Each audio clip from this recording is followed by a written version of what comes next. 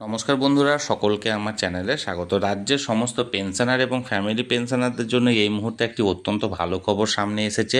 Supreme কোর্টের নির্দেশ মতো রাজ্য সরকারের তরফ থেকে রাজ্যের পেনশনার এবং ফ্যামিলি পেনশনারদের পঞ্চম বেতন কমিশনের অন্তর্গত বকেয়া ডিএ এরিয়ারের পেমেন্টের কাজ ইতিমধ্যে শুরু করা হয়েছে।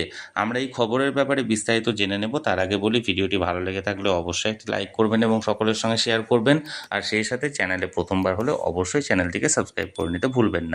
তাহলে চলুন আমরা বিস্তারিত জেনে নিই। দেখুন, এটি একটি নামী সংবাদপত্রের প্রতিবেদনের অংশ। এখানে হেডলাইন্স দেওয়া হয়েছে, দেখুন, অবশেষে ভাগ্যের চাকা ঘুরে গেল বাংলার অবসরপ্রাপ্ত সরকারি কর্মীদের। 7 বছরের বকেয়া ডিএ দেওয়ার প্রক্রিয়া শুরু করলো রাজ্য সরকার। এখানে দেখুন কি বলা হয়েছে, অবসরপ্রাপ্তদের অ্যাকাউন্টে টাকা পাঠানো শুরু 2008 সালের এপ্রিল থেকে 2015 সালের ডিসেম্বর পর্যন্ত বকেয়া এখানে দেওয়া শুরু করেছে।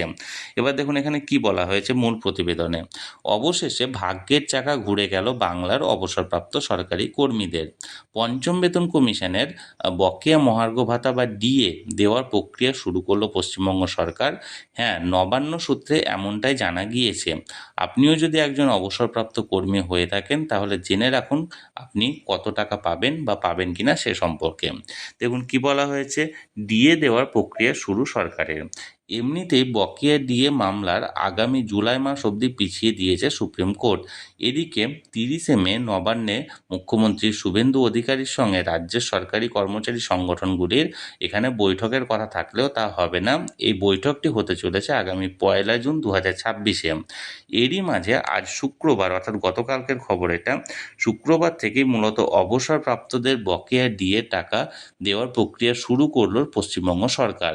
অর্থাৎ আপনারও যদি কাগজপত্র ঠিকঠাক থাকে এবং সরকারের অবসরপ্রাপ্ত হয়ে থাকেন তাহলে আপনিও এই টাকা পাবেন। শুক্রবার সকাল থেকে অবসরপ্রাপ্ত কর্মীরা বকেয়া ডিএ এরিয়ার পেতে শুরু করেছেন। সরকার হঠাৎ টাকা রিলিজ করতে শুরু করেছে। আমি নিজে অর্থ দপ্তরের তরফ থেকে খোঁজ নিয়ে জানতে পেরেছি বিষয়টা। এটি বলেছেন মাননীয় মলয় মুখোপাধ্যায় মহাশয়। এবার এখানে দেখুন কি বলা হয়েছে, আপাতত 2008 সালের এপ্রিল মাস থেকে 2015 সালের ডিসেম্বর মাস অবধি সকলের যে টাকা বকেয়া রয়েছে সেগুলি অবসরপ্রাপ্ত কর্মীদের অ্যাকাউন্টে পাঠানোর প্রক্রিয়া শুরু করেছে। অর্থাৎ 7 বছরের বকেয়া মিলবে। যদিও এই টাকা কিন্তু সকলে পাবেন না বলে খবর। কর্মরতরা কবে থেকে পাবেন? রাজ্য সরকারের অর্থ দপ্তরের সূত্রে খবর, এখনও যে সকল কর্মী কর্মরত রয়েছেন তারা এই সুবিধা পাচ্ছেন না এই মুহূর্তে। স্বাভাবিকভাবে প্রশ্ন উঠেছে তারা কবে থেকে বকেয়া পাবেন।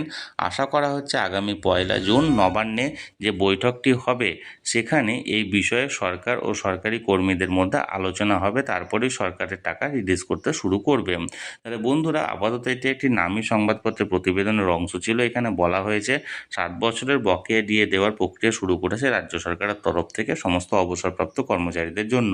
আমি যেটা সরাসরি আপনাদের সঙ্গে শেয়ার করলাম। এই নিয়ে যদি আপনাদের কোনো কিছু মন্তব্য থাকে অবশ্যই কমেন্ট করুন।